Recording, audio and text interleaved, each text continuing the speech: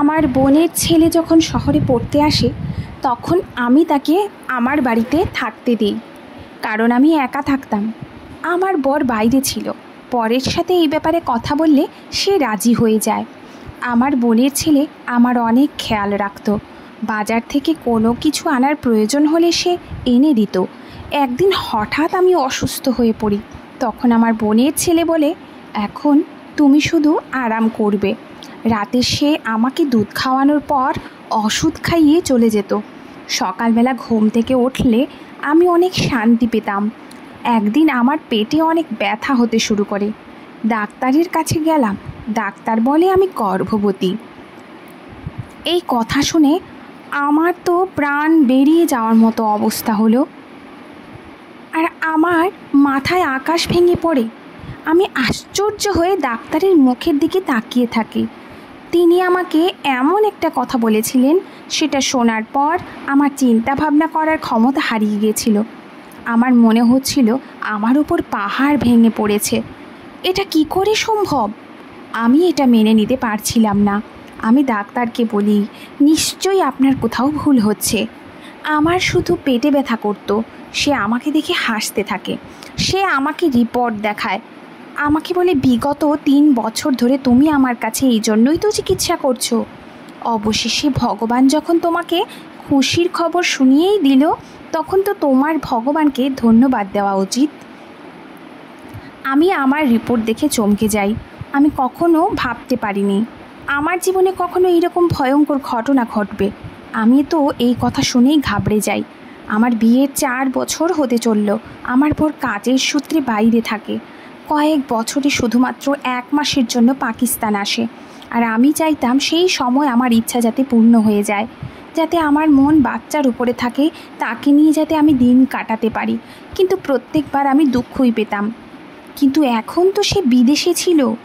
আমি ডাক্তারকে কিছু বলিনি। নিজে রিপোর্ট নিয়ে ধীরে ধীরে বাইরে চলে আসি। আমার মাথা কাজ করা বন্ধ করে দিয়েছিল। এটা কি করে হতে পারে আমি গর্ভবতী? আমি বাড়ি ক্লিনিকের একটা গলির পরেই ছিল, কিন্তু আমার পা এত ভারী মনে হচ্ছিল যেন আমার কাঁধে অনেক কিছু ভারী চাপানো আছে। বাড়িতে আমার শুধু 2 জনই থাকতাম, আর কেউ থাকতো না। এক আমি, আর দ্বিতীয়ত মজিদ।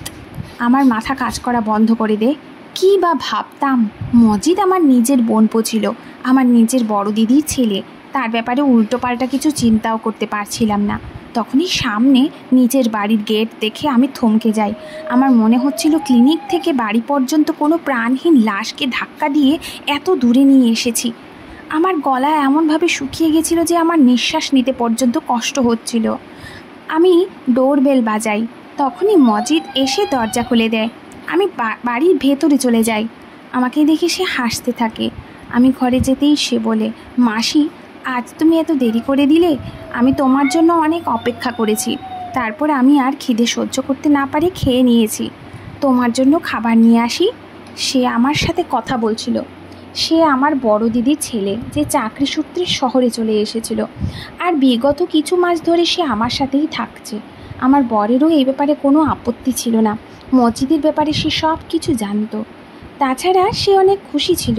সে আমার খুব একটা চিন্তা করতো না, মজিদ ছিল বলে। মাসি, তোমার কি হয়েছে? মজিদের কথা শুনে আমি চমকে যাই। আমি বললাম, কিছু না, আমার খিদে নেই, মাথায় ব্যথা করছে, আমি নিজের ঘরে যাচ্ছি। এই কথা বলে আমি ঘরে চলে গেলাম। আমি রিপোর্ট টেবিলে রেখে নিজের নিষ্প্রাণ শরীর নিয়ে বসে থাকি। আমার চিন্তা শক্তি শেষ হয়ে গেছিল। মজিদ আমার নিজের বোনপো ছিল, আমার দিদির ছেলে। আমি তার ব্যাপারে এমন কিছু ভাবতে পারছিলাম না। আমি ভাই বোনেদের মধ্যে সব থেকে ছোট ছিলাম, আর দিদি সব থেকে বড়।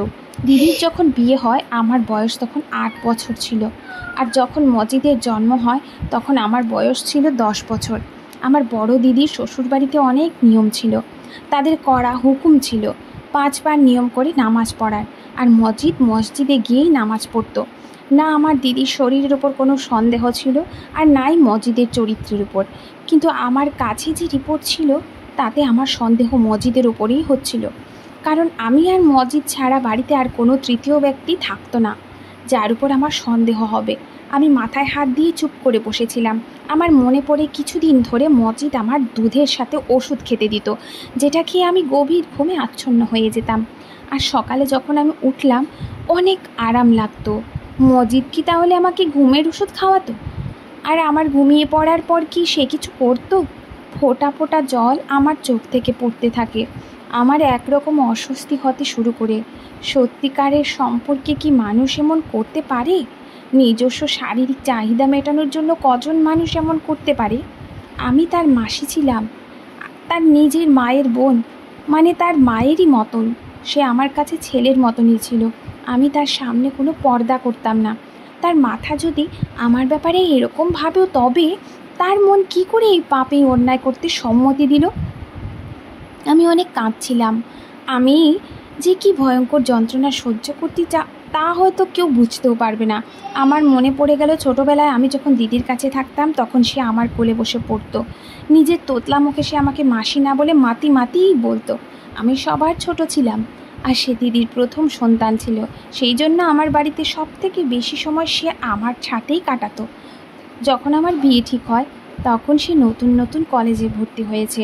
সে আমাকে মানজারের নাম নিয়ে অনেক রাগাতো। বলতো, তুমি এত সুন্দরী মোহিনী, আর সে লম্বা চওড়া ছেলে, তার উপরে রাগী মেজাজের মাসি মঞ্জার আঙ্কেলকে তোমার সাথে একদম মানাবে না। তোমার সাথে তো আমার মতো কোনো স্মার্ট ছেলেকে ভালো লাগবে। সে সব সময় মঞ্জারের ব্যাপারে এই রকম বলতে থাকতো। হাসতো, ইয়ার্কি করতো। আমি তার দিকে অনেক রেগে রেগে তাকাতাম। আমার আর তার মধ্যে আন্ডারস্ট্যান্ডিংও অনেক ভালো। যখন সে আসতো, রাতে অনেক কথা বলতো, হাসতো, মজা করতো। সে এখনও আমায় বলে, মঞ্জার আঙ্কেল মনে হয় বিদেশে কোনো ম্যাম সাহেবকে বিয়ে করে নিয়েছে, সেজন্যই তো ফিরতে চায় না।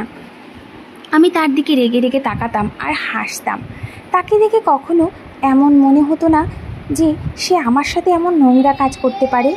আমি সবই চিন্তা করছিলাম, তখনই মজিদ দরজা ঠক ঠক শব্দ করে ঘরের ভেতরে এলো। তখনও তার হাতে দুধের গ্লাস ও ওষুধ ছিল। সে খুব স্বাভাবিকভাবেই আমার সামনে বসলো, কিন্তু সে বিছানায় বসতেই আমি ভয়ে পেছনে সরে যাই। এই ভয়ে না জানি সে কি করে দেবে। এটা হওয়ারই ছিল, কারণ যেসব কথা আমি ডাক্তারের থেকে শুনে এসেছিলাম, তাতে আমার জায়গায় যে কেউ থাকুক না কেন, সেও ভয় পেয়ে যেত। আমি একা সেই সময় মজিদের সাথে বাড়িতে ছিলাম। সে আমাকে এইভাবে ভয় পেতে দেখে অবাক হয়ে যায়। কী ব্যাপার মাসি, তুমি এত ভয় পেয়ে আছো কেন? সব কিছু ঠিক আছে তো? নাও, দুধটা খেয়ে নাও আর আরাম করো। মজিদ আমার দিকে গ্লাসটা এগিয়ে দেয়। আমি তার কাছে গ্লাস নিয়ে পাশে রেখে দিই আর তাকে বলি, যাও এখান থেকে, আমার ঘুম পাচ্ছে। কারণ আমি জানতাম সে এখন আমার পাশে বসে তার অফিসের গল্প বলবে, আর যতক্ষণ না আমি গভীর ঘুমে ঘুমিয়ে পড়ি সে সেখান থেকে উঠবে না। আমার এইরকম কথা শুনে সে ঘাবড়ে যায় আর একটু অবাকও হয়ে যায়। কী ব্যাপার মাসি, তোমার শরীর ঠিক আছে তো? হয়তো আমায় এইভাবে কথা বলতে শুনে সে চিন্তিত হয়ে গেছে। আমার তার ওপর আরও রাগ হতে থাকে। কীরকমভাবে সে আমার সামনে নাটক করছিল, যেন সে অনেক বেচারা, কিছু জানে না আর ভীষণ ভালো মানুষ। প্রথমে তো আমার মনে হচ্ছিল যেন তার গালে জোরে একটা চড় মারি, আর তারপর রিপোর্টটা তার সামনে ছুঁড়ে মারি আর বলি, দেখো তোমার সততার প্রমাণ, আর তারপর তাকে বাড়ি থেকে বের করে দিই। কিন্তু আমি তাকে প্রমাণ সমেত ধরতে চাইতাম, না হলে সে অস্বীকার করবে। আমার মাথায় অনেক ব্যথা করছে, আমাকে একদম জাগিও না, আমি ঘুমোতে যাই। আমার এই কথার সামনে সে একদম চুপ হয়ে গেল আর উঠে দরজা পর্যন্ত চলে গেল। বলল, তুমি আরাম করো, আর হ্যাঁ, দুধটা নিশ্চয়ই খেয়ে নিও, খাবারও তো খাওনি। আর আমাকে আবারও দুধ খাওয়ার কথা বলে সে ঘর থেকে বেরিয়ে চলে গেল। আমি এটা জানতেই চাইতাম, দুধে ওষুধ মিশিয়ে আমাকে খাইয়ে সে কী এমন নোংরা কাজ আমার সাথে করতো। আমি সেই দুধের গ্লাসটা জানলা দিয়ে বাইরে ফেলে দিই, যে জানলাটা রাস্তার দিকে ছিল, আর ওষুধটা রেখে দিয়ে ঘরের লাইট বন্ধ করে আমি ঘুমিয়ে পড়ি। এখন আমি সেই সময়ের অপেক্ষা করছিলাম যখন মজিদ ঘরের ভেতর ঢুকবে। 1 ঘন্টা কেটে গেছিল, কিন্তু আমার ঘরে কেউ আসেনি। তার আসার অপেক্ষা করতে করতে আমি বিরক্ত হয়ে যাই আর আমার ঘুম পেতে থাকে। সেই জন্য ভাবি, নিজেই গিয়ে দেখে আসি যে সে কী করছে। আমি উঠে ঘরের বাইরে গিয়ে দেখি বারান্দাও ফাঁকা ছিল। তার সামনের ঘরটা মজিদের ছিল। আস্তে করে তার ঘরের দরজা খুলতেই আমার হোঁশ সরে যায়। সে তো আমি তার ঘরের দরজা ধীরে ধীরে বন্ধ করে দিই আর ধীর পায়ে নিচের ঘরে চলে আসি। আমার মাথায় সেই কথাগুলো ঘুরতে থাকে। যখন দিদি প্রথম ফোন করে সে বলেছিল মজিদ শহরে চাকরি করতে চায়, কিন্তু তুমি তো জানো আমার এখন সেই পরিস্থিতি নেই যে তাকে হোস্টেলে থাকার অনুমতি দেব। সেখানে অনেক রকমের ছেলে থাকে। আমার মজিদ অনেক সহজ সরল। যদি কোনো উল্টোপাল্টা লোকের চক্করে ফেঁসে যায়, যদি নেশা করা শুরু করে, তুমি তো জানো আমরা কিভাবে তাকে মানুষ করেছি, কিভাবে তার দেখাশোনা করেছি।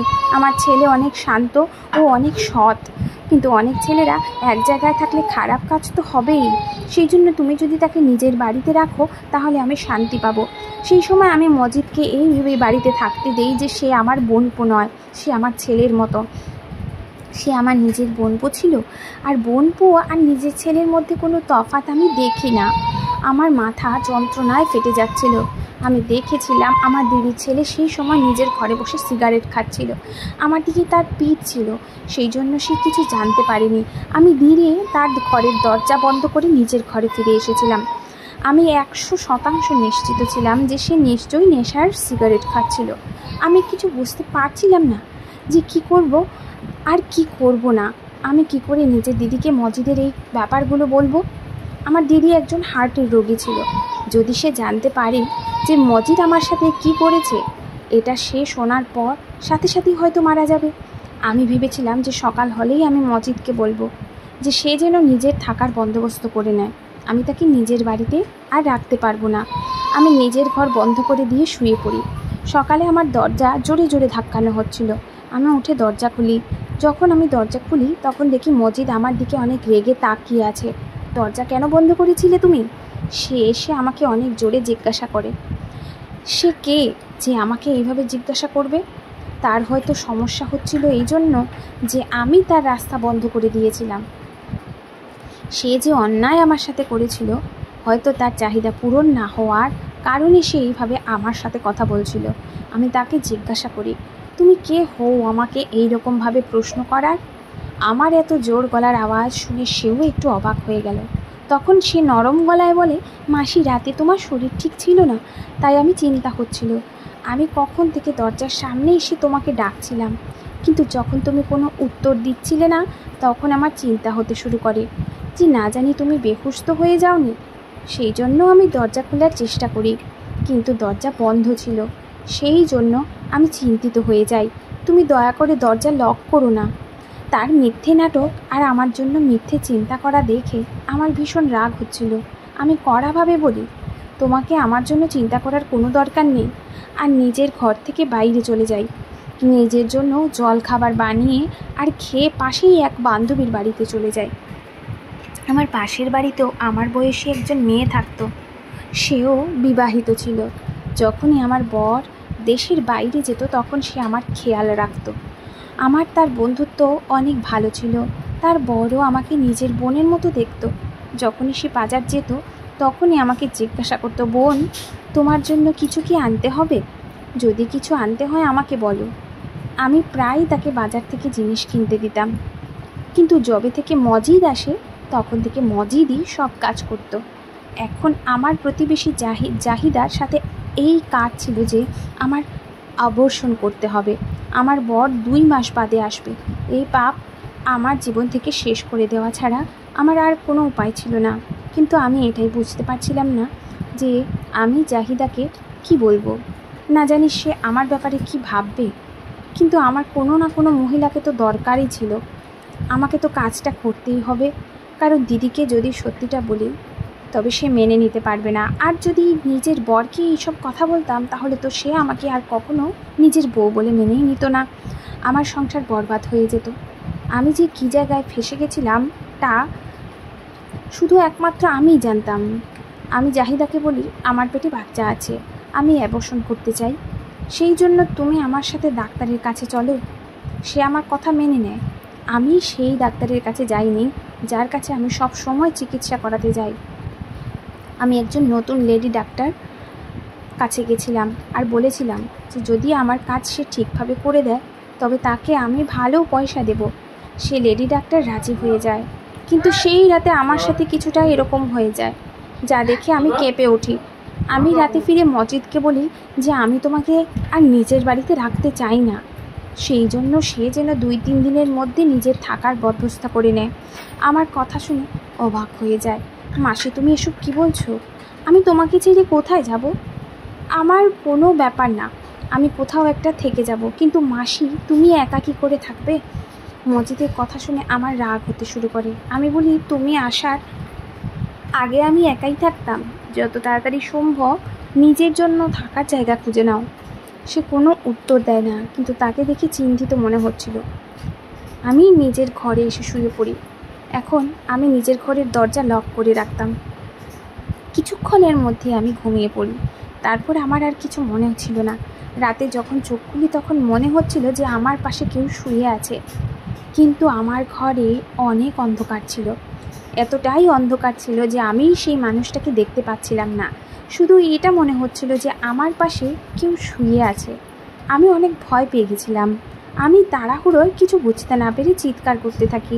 কিছুক্ষণের মধ্যে আমার পাশে শুয়ে থাকা মানুষটা উঠে বসে। আমার বিছানা থেকে উঠে যাওয়ার আগেই সেই মানুষটা নিজের হাত দিয়ে আমার মুখ চেপে ধরে। এখন তো আমি অনেক চমকে গেছিলাম। আমি নিজেকে বাঁচানোর কোনো কথা চিন্তা করার আগেই সেই মানুষটা বিছানার পাশে থাকা ল্যাম্প অন করে দেয়। তাকে দেখে তো আমার হুঁশ উড়ে যায়। আমার সামনে আমার বর ছিল। কখন বাড়ি এলো সে? সে আমাকে কিছু না জানিয়ে হঠাৎ চলে এসেছিল। সে হাসতে থাকে, বলে তোমাকে সারপ্রাইজ দেওয়ার ছিল। যখন আমি বাড়ি ফিরি তখন মজিদ দরজা খোলে। সে জানতো আমি এখানে আছি, কিন্তু যখন আমি ঘরে আসি তখন ঘর লক ছিল। তুমি জানো জানলা দিয়ে আমাকে ভেতরে আসতে হয়েছে। তুমি তো অদ্ভুত। এখানে কে এমন অচেনা ব্যক্তি আছে যে তুমি দরজা লক করেছো? তার কথার আমি কি উত্তর দিতাম? সেই সময় আমি মন থেকে অনেক ভেঙে পড়েছিলাম।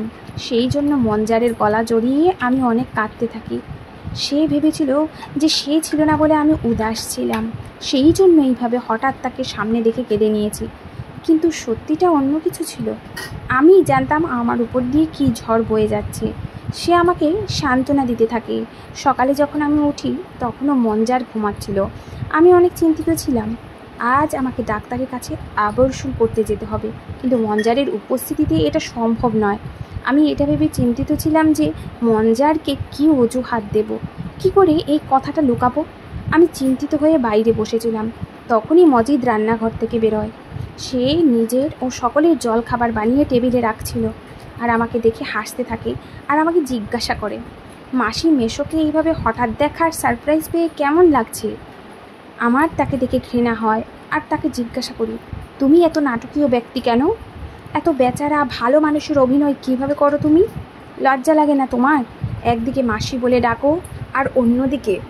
আমি এসব দেখে দেখে বিরক্ত হয়ে গেছিলাম। সেই জন্য কোনো কিছু ভাবনা চিন্তা না করে মুখে যা এসেছিল আমি তা বলে দিয়েছিলাম। কিন্তু সে এতটাই নির্লজ্জ ছিল যে সে তখন আমাকে অবাক হয়ে দেখছিল। আমাকে বলে, মাসি কী বলছো তুমি? আমি তোমার কথা কিছু বুঝতে পারছি না। আমি এমন কি করেছি যার জন্য তুমি আমার সাথে এইভাবে কথা বলছো? মসজিদের কথায় আমি তার দিকে অবাক হয়ে দেখি আর নিজের ঘরে চলে যাই।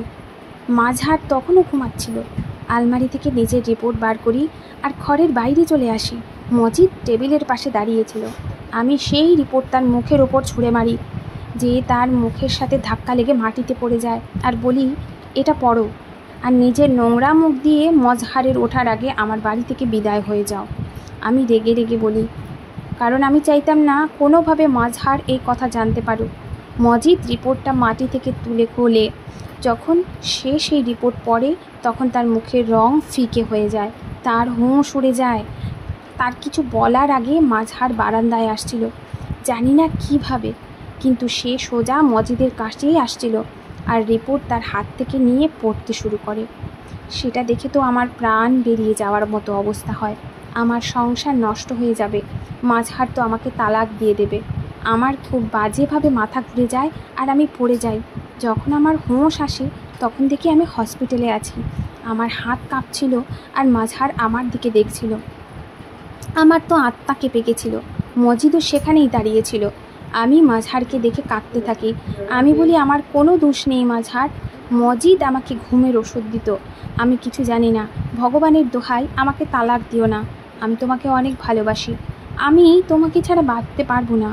আমার বিছানায় শুয়েই তার হাত ধরে তার কাছ থেকে ক্ষমা চাইছিলাম। সে এসে আমার হাত ধরে বলল, তুমি চিন্তা করো না, আমি তোমাকে ছাড়বো না। আমি আবার নতুন করে তোমার টেস্ট করিয়েছি, তুমি গর্ভবতী নও। হয়তো অন্য কারোর রিপোর্ট তোমার রিপোর্টের সাথে বদলে গেছিলো। না তুমি দোষী আর না মজিদের কোনো দোষ আছে, এরকম কিচ্ছু নয়। তুমি তার চরিত্রের উপর সন্দেহ করো না, শুধু রিপোর্ট অদল বদল হয়ে গেছিলো। এটা একটা ভুল বোঝাবুঝি হয়েছে। মজিদের উপর যখন আমার নজর পড়ে তখন সে কাঁদছিল, তার মুখ থেকে কোনো শব্দ বেরোচ্ছিল না, শুধু কাঁদছিল। আমাকে দেখে আমার কাছে এলো আর বলল, মাসি তুমি কি করে ভাবলে যে আমি তোমার সাথে এরকম করতে পারি? আমি আমার মা আর তোমার মধ্যে কখনো কোনো পার্থক্যই করিনি। আমি তো কখনো কোনো অচেনা মেয়ের দিকে চোখ তুলে পর্যন্ত তাকাইনি। তুমি তো আমার মায়ের মতো। আমি বললাম, আমি তোমাকে নেশা সিগারেট খেতে দেখেছি। সে বলে, আমি নেশার সিগারেট কখনো খাই না। হ্যাঁ, কখনো কখনো এমনি সিগারেট খাই। আমি তোমার খেয়াল এই জন্য রাখতাম যে ছোটোবেলা থেকে আমি তোমার কোলেই কোলেই মানুষ হয়েছি, বড় হয়েছি। সেই জন্য যেভাবে আমি আমার মায়ের খাওয়ার আর ওষুধের খেয়াল রাখতাম, সেইভাবেই তোমারও খেয়াল রাখতাম। আমি যদি জানতাম আমার জন্য তোমার অসুবিধা হবে, তাহলে আমি কখনো ওখানে যেতেই চাইতাম না। সে কেঁদে কেঁদে এই কথাগুলো বলছিল। একটা ভুল রিপোর্ট আমাকে লজ্জায় ফেলে দিয়েছিল। আমি নিজের দিদির ছেলের ব্যাপারে কি না ভেবেছিলাম, কিন্তু আমার মাথায় একবারও এই চিন্তা আসেনি যে রিপোর্ট তো ভুলও হতে পারে। আফসোস, যদি আমি দ্বিতীয়বার আরও একবার টেস্ট করে নিতাম তাহলে এই সব কিছু ঘটতই না। ধন্যবাদ বন্ধুরা।